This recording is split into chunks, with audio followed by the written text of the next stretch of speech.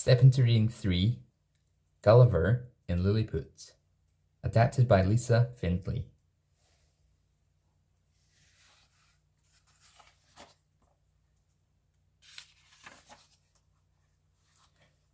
Hello, my name is Gulliver. I'm from England, but I've travelled to many strange and wonderful lands. I used to be a doctor on a sailing ship. It was a good life, but it was full of danger.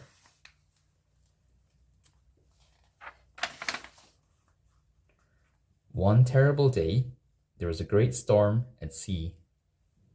The wind howled, the waves crashed.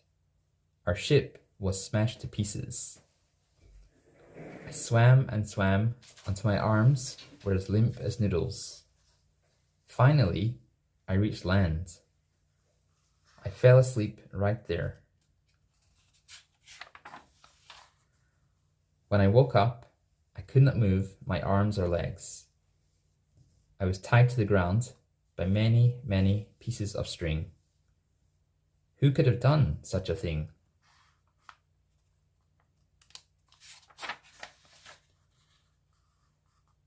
I felt something moving up my leg. It moved up to my belly. Could it be a bird? A rat? No! It was a tiny man, no bigger than my hand. I thought I must be dreaming. When I woke up again, I was on a platform with wheels. It was being pulled by 1,500 tiny horses. The little people brought me to an old temple. They chained me to the wall with 91 tiny chains. I could not get free.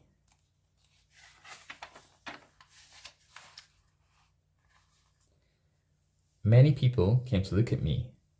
They called me the Man Mountain. Some of the people were nice. Other people were mean and shot me with arrows. I picked up the mean men. I put them in my pocket. I took one out. I opened my mouth wide. The people screamed.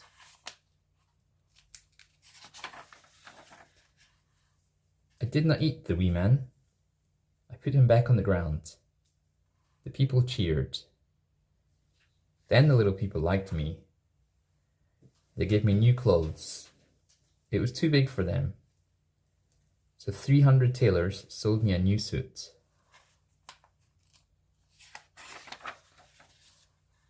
The little people gave me food. I was still hungry. So they gave me 40 sheep and 6 cows to eat every day.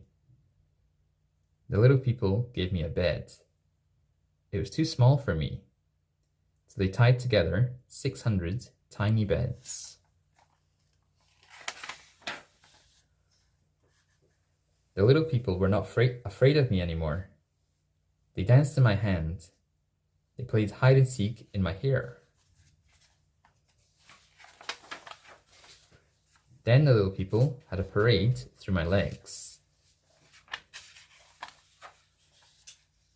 They even taught me their language. They told me that their land was called Lilliput. But they still would not set me free. I had to agree to help them. I had to help whenever they asked. I also had to give them the things in my pockets. I gave them my comb. It was too big for their heads. I gave them my watch. They were too small to hold it.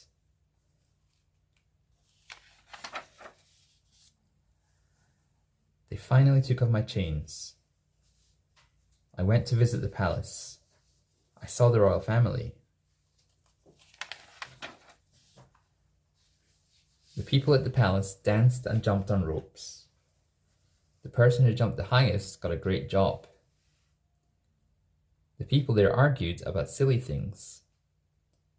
Some said shoes with low heels were best. Some said shoes with high heels were best. They argued about which way to crack eggs. Should eggs be cracked at the small end or the big end? The people in Lilliput were small enders. The big enders lived on the next island over. The Emperor ordered me to attack the big enders.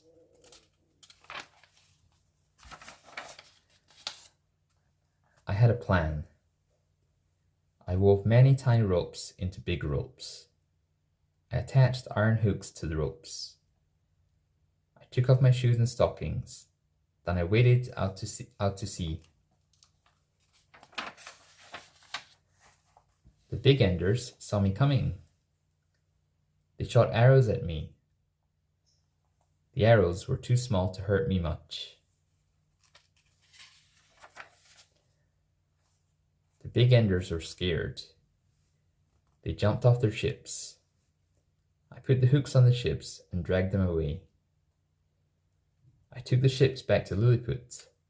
The war was over. I always tried to help my friends. One night, hundreds of little people woke me up. There was a fire at the royal palace. The Empress needed my help. There was no water to put out the fire, so I peed all over the palace. The Empress was very angry. The little people were mad at me for peeing on the palace. They did not feed me anymore. It was time for me to leave Lilliput. I found a boat floating in the ocean. What luck! It was the perfect size for me. Then I sailed off to my next adventure.